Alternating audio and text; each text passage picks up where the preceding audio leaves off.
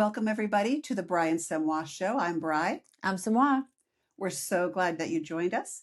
If you wouldn't mind hitting that like button, subscribe, and go to some of our other YouTube, and we've got Spotify. Please join us on any platform that makes sense for you. Yeah, if this is your first time joining us, make sure to check out our older episodes. We covered some things about our personal lives. Bry right now is going through a journey with leukemia. Yep. That just sprung on us early November. So yeah, check those out so you can learn a bit more about us, know about our journey, and know how we can be here for you. And if you are new, some of our earlier episodes are talking about running. I know not everybody is a runner, but if you are, there might be some really good tips for you in there that you don't want to miss. Samua's husband is amazing, and he joined us for one of the episodes where he talked about nutrition, not getting injured, if you are injured, what you can do. So please check that out. I think it'd be very helpful. So 2026. Oh my gosh, can you believe it? Like it seemed like 26 was so far away. I know. And now here it is upon us. Like it is still weird how since 2020, since COVID, everything that I have to think about in life, I'm always like, wait, oh, it must have happened this year because it was before COVID or after COVID. Like that became That's so a whole true. Thing. BC now. Gosh. It's like instead of AD, it's now BC, before COVID or after COVID. But also like it is, for whatever reason, the last 5 years still feel it's like maybe 2 years all rolled into 5. Doesn't it? I don't know. And when you hear the date 2018 or 2019, you think, oh, that was before COVID. Back when things were normal. It's not so complicated, where now it's just, so different since we've experienced that piece of history. Yeah. It is funny too how being an 80s baby and like I was the class of 2000. So for me, 2000 still feels like, oh, that was years ago. I still get offended when like oldies radios come on and late 90s, early 2000s song comes on and it's the oldies channel. It's like, wait, what? This isn't Elvis. Why are we listening to, NSYNC on the oldies channel? What is happening? Speaking of which, I just saw a video where they reenacted one of their videos. So it was showing them when they were younger doing it, now doing it. NSYNC? Yeah, and they did a good job. They still got the moves. They still look good. Well, Backstreet Boys apparently was all the rage with their show at the Sphere, and everybody was saying that they had their moves. Everybody went crazy for it, right? But they all have to do that little thing. So. Were you a Backstreet girl or NSYNC? I liked NSYNC. Yeah, me too. Yeah, Backstreet Boys were good. I'm not going to say I didn't like them, but NSYNC I liked them favorite. too. I had their CDs too, but NSYNC. And then two little NSYNC stories. I got tickets, this was back when you couldn't get tickets online. So my friends camped out hours before the ticket box office at Great Woods in Massachusetts, which Great Woods in Mass is like the open theater pavilion, just like how Blossom is. And so one of my friends was able to go camp out, got us tickets.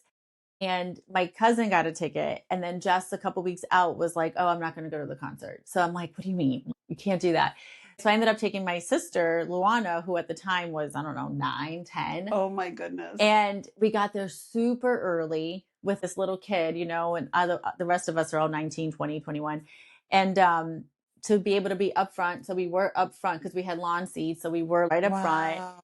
But we were there for like hours, and now it's, I think we got there like 11 a.m. and now it's 11 p.m., right? But she lost her voice. It was hilarious. That was her first real concert.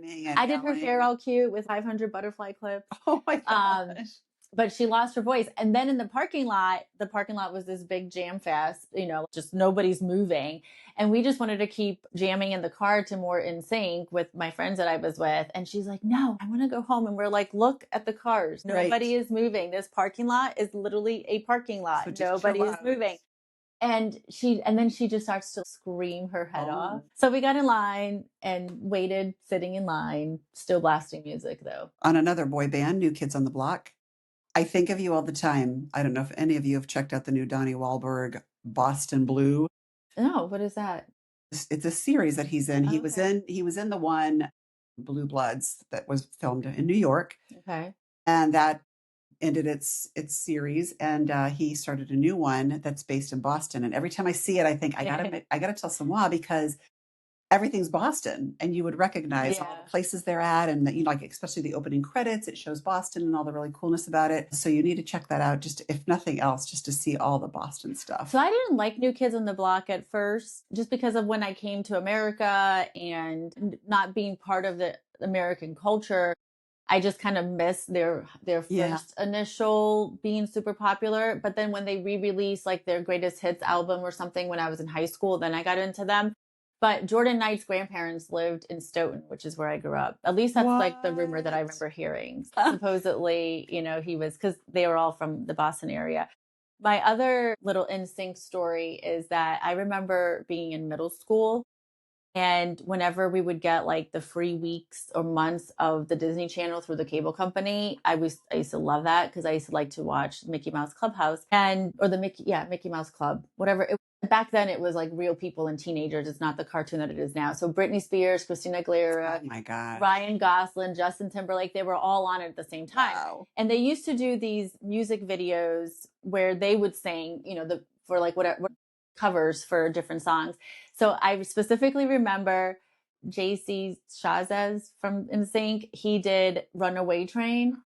Do you remember that song? Runaway Train, never coming back. Now we're not going to have any more people subscribing because I just sung in our thing. It was great. I remember that specific video, but then Justin Timberlake did Cooley High Harmony by the Boys to Men, who I also loved. Wow. And then I became a Justin Timberlake fan. Oh, yeah. And all my friends loved Ryan Gosling. And so Justin Timberlake, if you ever come across this, just so you know, I was your probably first ever fan, because everybody else was all about Ryan Gosling. And I was the one loner that was like, no, I'm a Justin girl. I got to go, Justin. I did see NSYNC with my sister-in-law, Gina. That's fun. Oh, fun. And it was when she was younger too. It's so funny that going to the concert, I told Brad, I said, I want to take your sister. I think it was her first concert, and it was at Cleveland Brown Stadium. Oh, how fun. And we had the best time, but I kind of forgot about that till you were talking about Luana. I'm like, wait, I did the same thing, except I brought Brad's sister. And she probably wasn't a Brad about the parking lot. Oh, no, she was not. She was just she had so much fun. She was so much fun to go with. I wish we would have done other concerts, because she was just a real trooper, you know, and she came from Youngstown, so she had to drive a long way to get here and a long way to get home. Yeah. I think she stayed with us that night, but that was really fun, and I really enjoyed that concert. I love concerts. Yep. So back to the fact that it's 2026 and a whole new year, hoping that we get to go to a lot of concerts together. I agree. We'll have to think about what that would look like, because if you watched our first episode, that's really how we became friends with Keith Urban, right? But since then, we've done a lot of things. We've gone to Nashville, and we attended at Vanderbilt. They had a big concert. I mean, that was epic. It was Thomas Rhett, Florida Georgia Line, Luke Bryan. What's the one guy's name? He was pretty new, and I just saw him on a show the other day, and I cannot think of his name right now, but we liked him. There were 6 or 7. Probably Thomas Rhett, because he was fairly new. It was the other guy. I don't know then. I'll think of it. But anyway, that was really fun. It was a weekend, and we just had so much fun, and that concert was so good, but it was hotter than blazes. I just remember I like the heat, though. I'll take the heat. The Brazilian girl likes the heat. Go figure. And I was just, can it just have a breeze? I just need a breeze. But that was really fun. So we've done a lot of concerts. We'll have to check out Blossom and see what they've got going on this summer. Yeah. So hopefully you guys have some fun concerts coming up on your list. If you don't, there is like studies that shows about how good it is for like your mental health to go to concerts. And people will then comment. I remember when the study first came out that said something like, going to a concert however often, you know, is this percentage better for you? Yeah. And a lot of comments were saying things like, well, if you can afford to go to a concert that often, your life is, you know, you're probably happier. Your mental health is probably better because you have money or this or that. But really, you don't go into a music thing. Doesn't have to be a concert, you know, a Taylor Swift concert. You're paying $2,000 for a ticket. There's so many bars and clubs like around us that just have live music.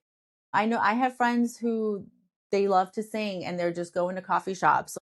Just go on Facebook or, you know, Google search live music in your area. I guarantee you that you can find some good free live music to just go and check out. And a lot of bands are great. Like, they are. You know, bands that are doing covers or singing their own stuff. Like, it's good stuff. Well, speaking of a band, my husband's in one that does that, right?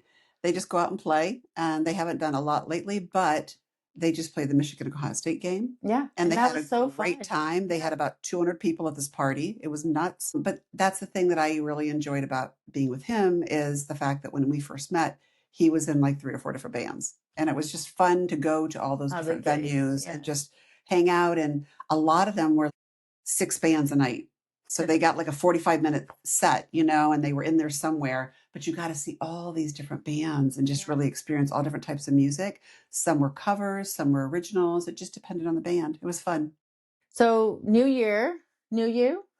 That's what they say, right? Right. Oh, well, let me tell you. Okay. So can we talk about New Year's resolutions? I just want to hit on that for just a moment. We've all done it. We've all said, okay, it's brand new. I'm going to lose weight. I'm going to work out. And then about a month in, you're like, eh. How do you set yourself up for success with a new year? What would you say that you've done that's been successful when you've decided that you want to do something different that's realistic and sustainable? Yeah, I don't know. No. I think I have a love-hate relationship with the concept of New Year's resolutions because I think it is a new year, right? So it is a good moment to maybe reflect on the past year. Where have you grown? Where could you still grow? What's worked? What hasn't? That kind of a thing. Because it is like a fresh start, you think. You know, I think birthdays are also a good time, right? Because it's like whenever your birthday falls in the year, which I kind of get lucky because my birthday's in June.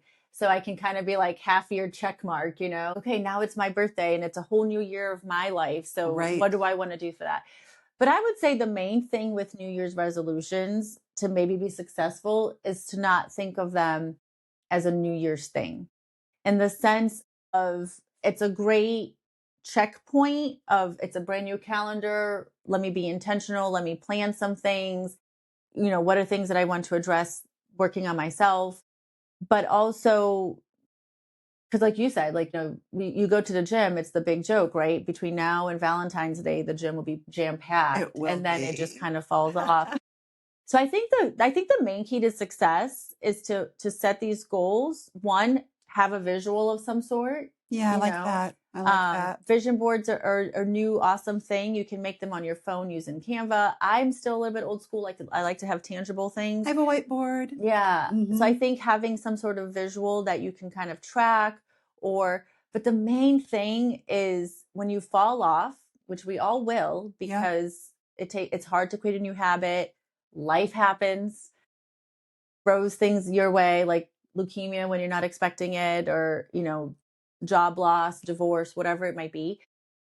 And when you fall off and aren't able to follow through with whatever you had been doing, don't see it as, oh, that's it. Like I wasn't able to stick with it. And now I'm going to wait until next year before. No, I fell off.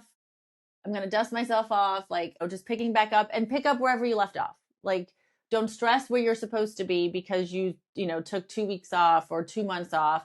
Just when you're back in that moment that you can regroup, just regroup.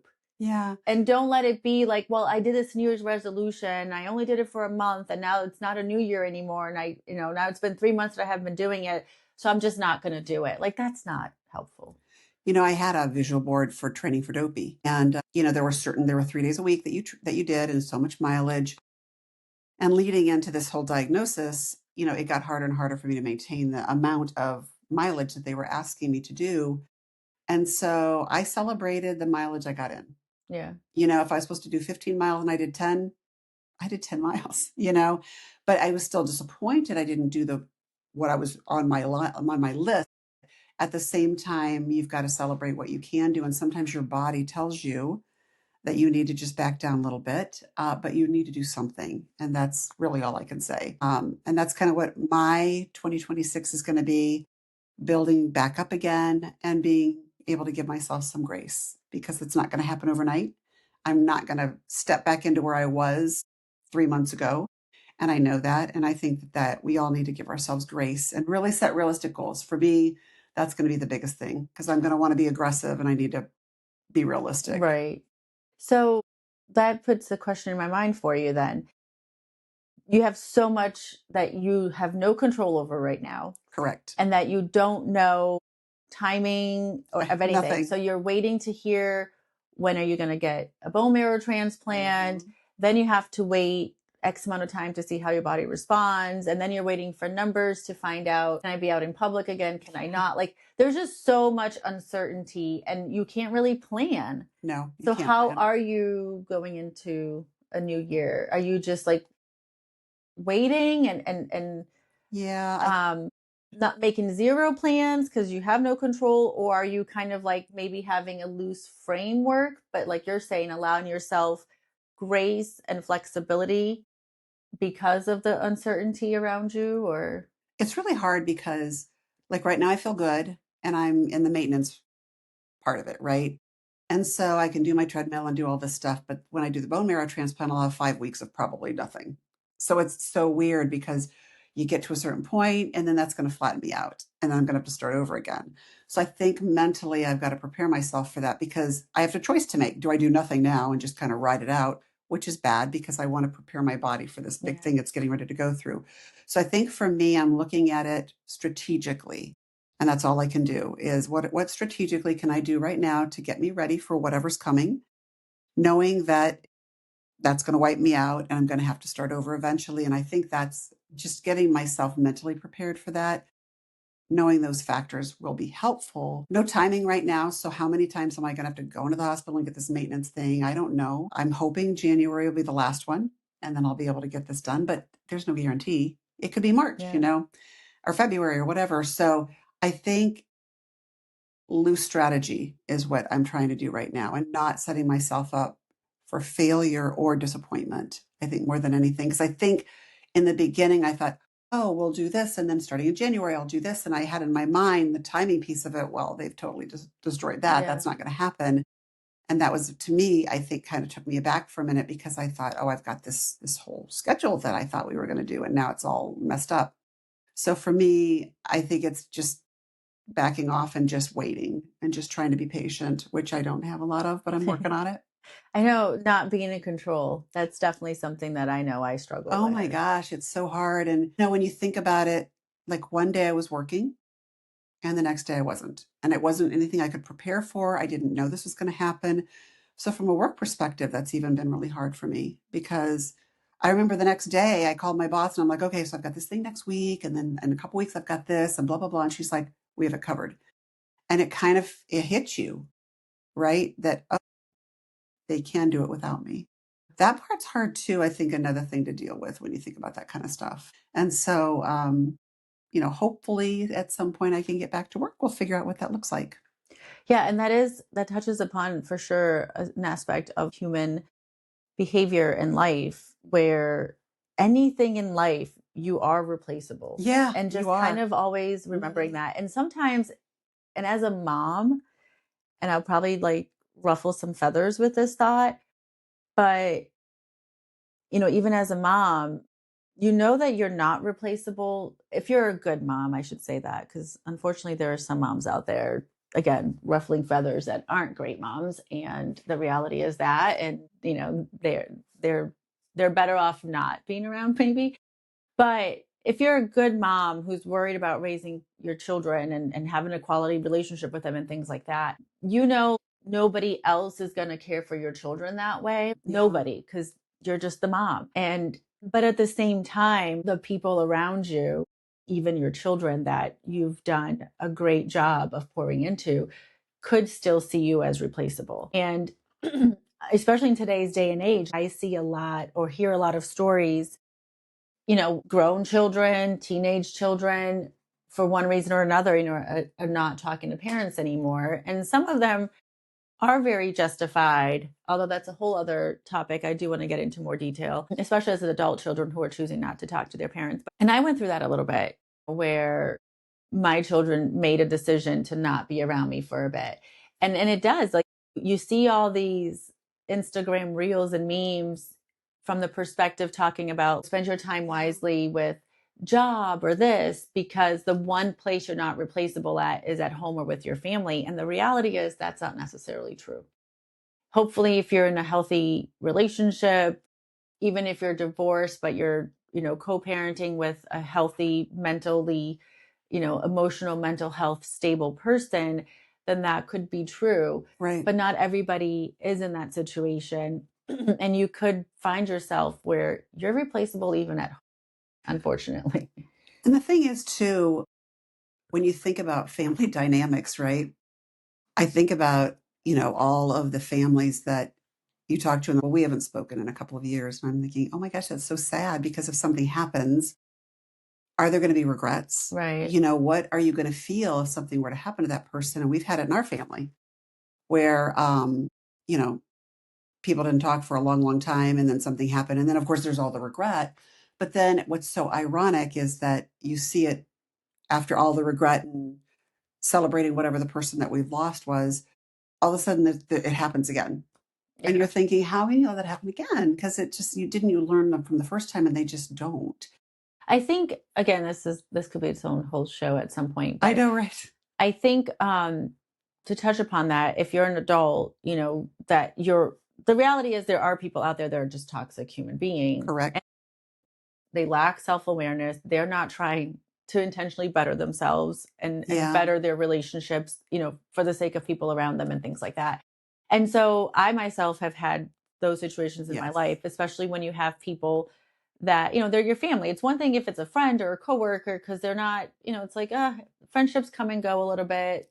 Right. They have them for different seasons. They move on. But when it's your family, it is a different dynamic. And one of the things is navigating and balancing that, because like I did therapy for a while. And one of the things that the therapist talked to me was, let's take away the label, whatever that role is, mother, daughter, sister, child. If you take away the label, would you tolerate that behavior from anybody else? So that is something to think about and consider. But then also, like you're saying, at the end of the day, you're still family, and there is like value to that. That is still something. It's still different than just a friend or a coworker or even a spouse. And so I think my thought on that is, as individuals, going back to being a new year, we should always, in my opinion, have a growth mindset. And none of us have reached anything. We won't ever reach like an end point in life, because life is always going to keep throwing challenges your way. Things are going to go wrong. It's just nobody's ever going to be perfect on this side of earth, on this life.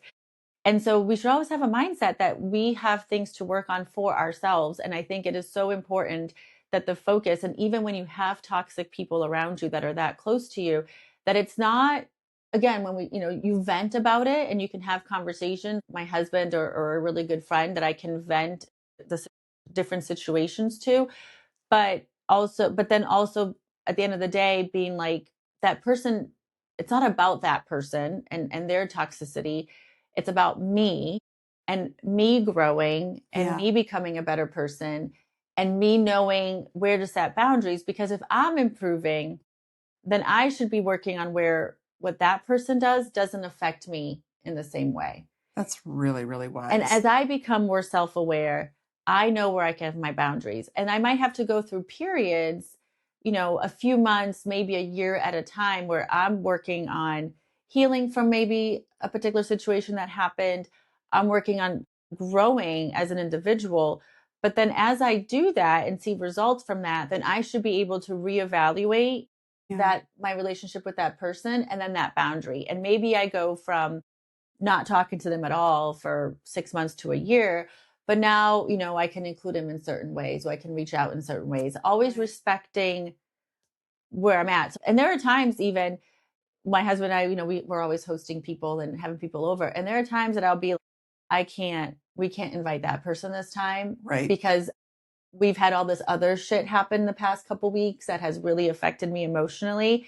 And I'm not in the mind space to be able to be positive, have a positive interaction with this person. So it's not blanket ever, but I don't think it's ever blanket where you just have to accept people's toxic behaviors and put up with it and hurt yourself and neglect your own emotions and well-being and boundaries. But I also don't think it's the other extreme where it's a blanket statement of, well, that person is toxic and I'm just never talking to them ever again. And that just doesn't show that you're growing and learning. And I think too, for me personally, within my own family, there was a toxic person, but if I would have ignored them, that would have impacted my relationship with my dad, Yeah.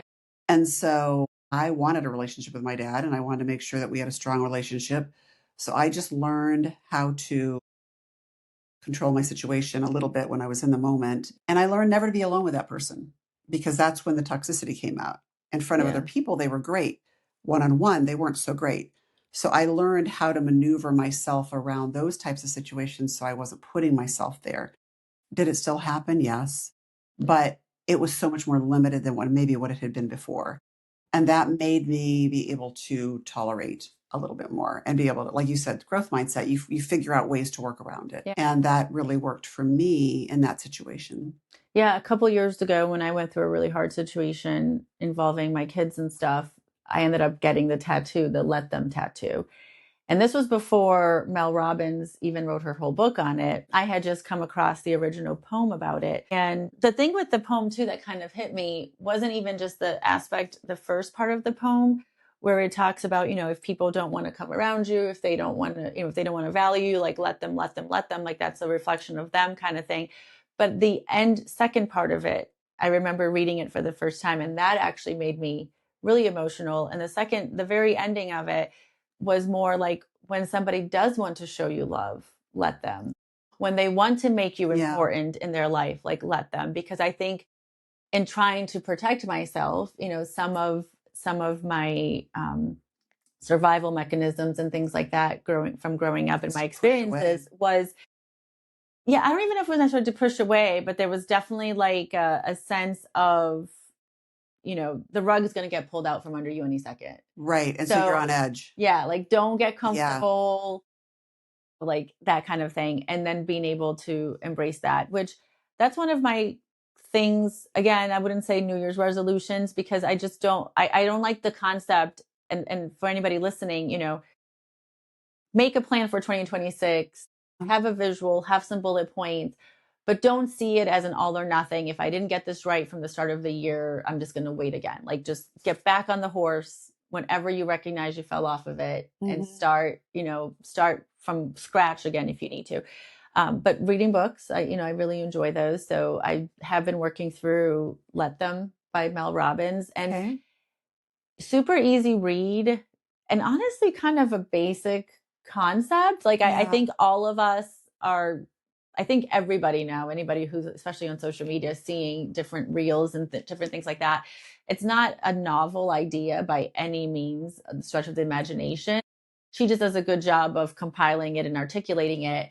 And it is just a great little reference to kind of remind you of what you probably already know, of just remembering, like, what people choose to do, their actions, that's a reflection of them, and that is something I super struggle with, being a child, the firstborn of a narcissist. Like, I definitely have made it like, other people's emotions and things are I definitely struggle with feeling it's my responsibility, it's my fault if it's negative, or it's my responsibility to make it a positive thing. So I definitely struggle with that. And so the whole Let Them thing, I could probably read her book like, twice a month. And you just mentioned something I think it would be interesting to delve into in another episode about narcissism.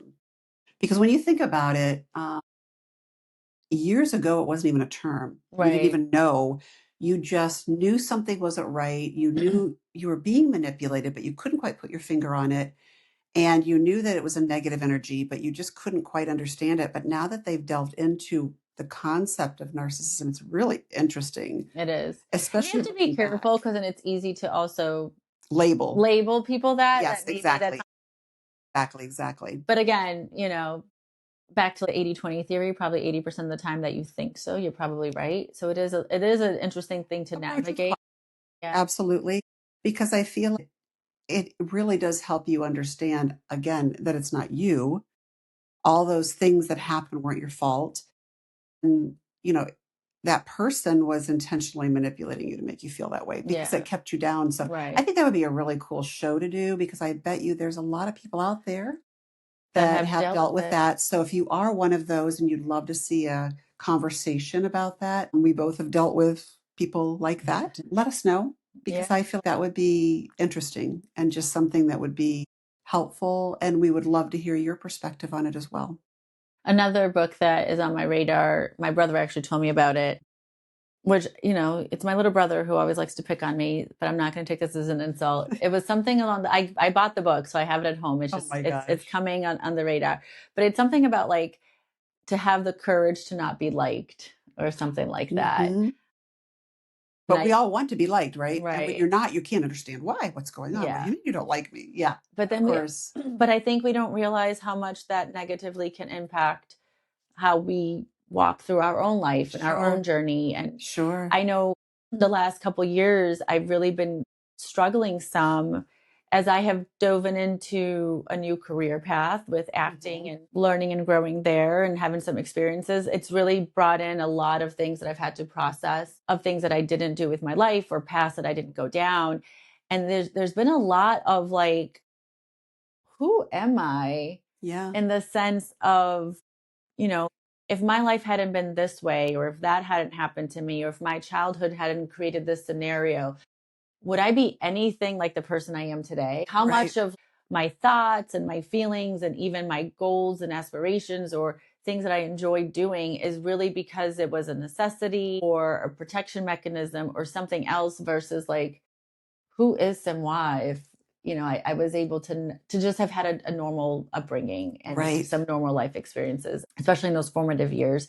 So it's been an interesting journey the last couple years, and I think a new year maybe brings that kind of thought to people. And I think, as you've mentioned a lot, showing yourself grace. If you feel like, oh man, like I've made these poor choices, or this negative situation happened to me and I allowed it to overwhelm me, don't dwell on that. It's a new year. So just like look forward. How can you learn and grow from those poor choices? But then what can we put into place starting today, doing baby steps, getting back up 27 times after, you fall off, to just be the best version of you and keep growing as a human being.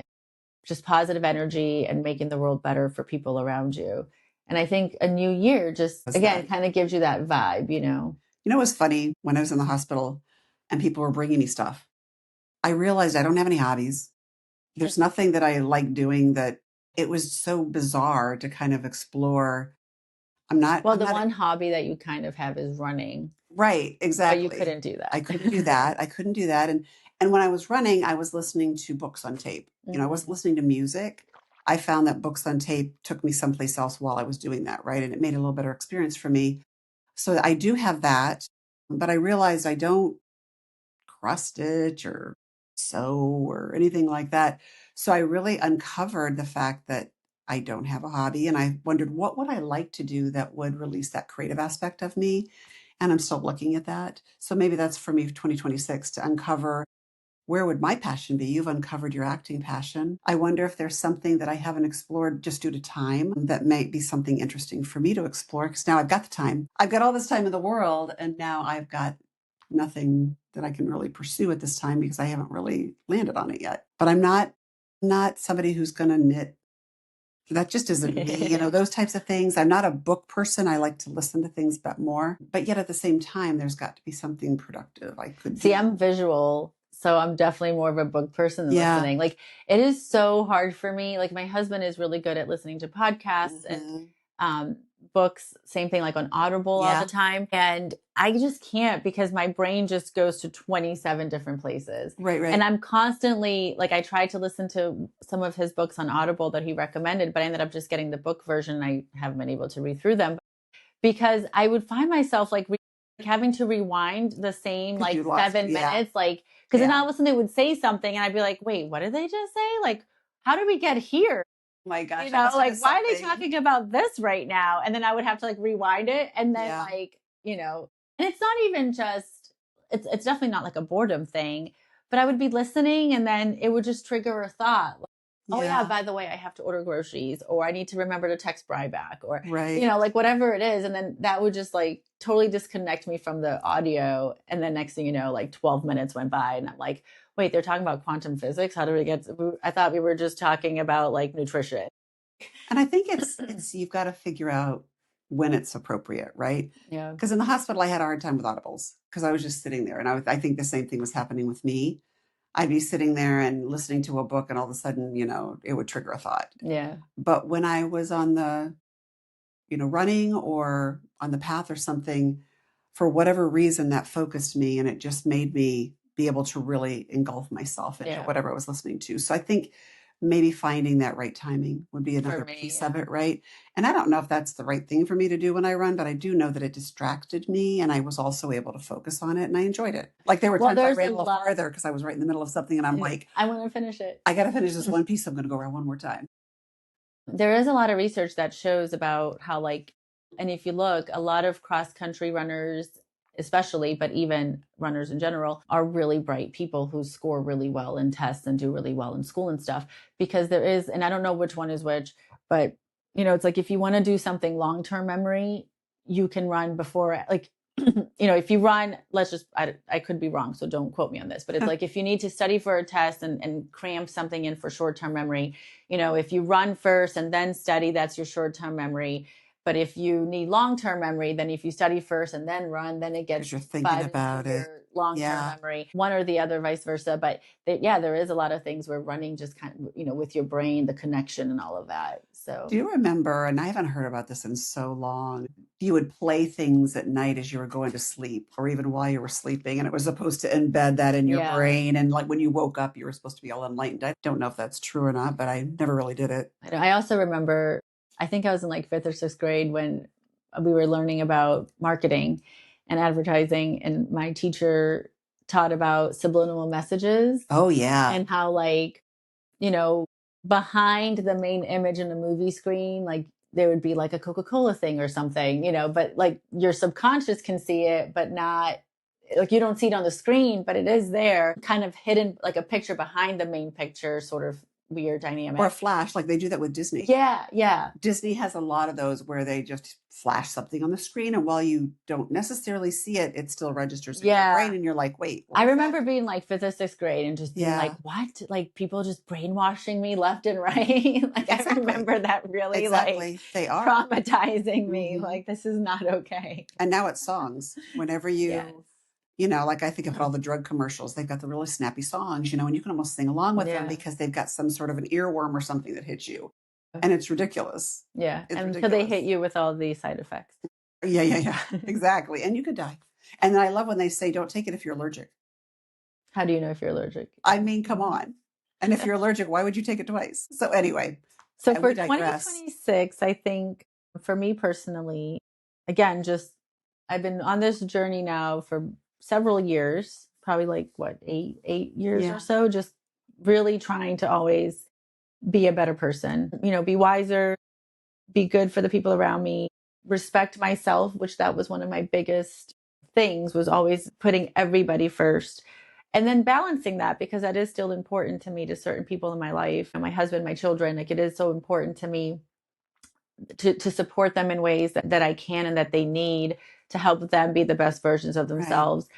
As well as the quality of my relationships with them, which is so hard, as I'm trying to grow in a new career, grow as a person, even our podcast and other things that I'm passionate about, to navigate that with soccer schedule and basketball and, playing with my toddler, because it all matters to me. Right. Where do we fit it all in? Yeah. It's important to me that even though now, as opposed to maybe a couple years ago, I'm not at every track meet or every soccer game, it is important to me that I'm still present and connected that way. Even if my kids don't care or tell me that they don't care, it matters to me, Samua, the person, as the mom that I want to be. So I think just continuing to figure that out. I love to get journals and calendars that I fill for 2 months and then stop. Me too. So I'm getting a new one that looks really good. And, I'm always the person with the cute Post-its and the cute pens, just because I'm like, this is going to motivate me. And all the stickers. And 2 months later, I don't even know where the calendar is anymore. So I want to improve on that. I want to make sure, because one, I keep a lot of my mental load. You know how they say, like, just write things down. Like I'm the queen. Lose it. Yeah. I'm the queen of, I have this appointment next week. I have this next week. And instead of just writing it down, that takes up space in my mental capacity. Like you said, do the visuals. Yeah. So I do want to get better at the calendaring / journaling things, just planning, being intentional. Yeah, that would be good. And like you said, you have all this time in your hand now. So oh my gosh, you have all this time in your hand, but you don't know quite how it's going to fit or how it's going to fall with some of the things. So what are you doing, if anything, how to plan that? I think for me, I'm trying not to plan too much because then so much of it is out of my control, right? Yeah. But I can do things that can make life better at home, especially around the house and things, those types of things that I never had time to do before.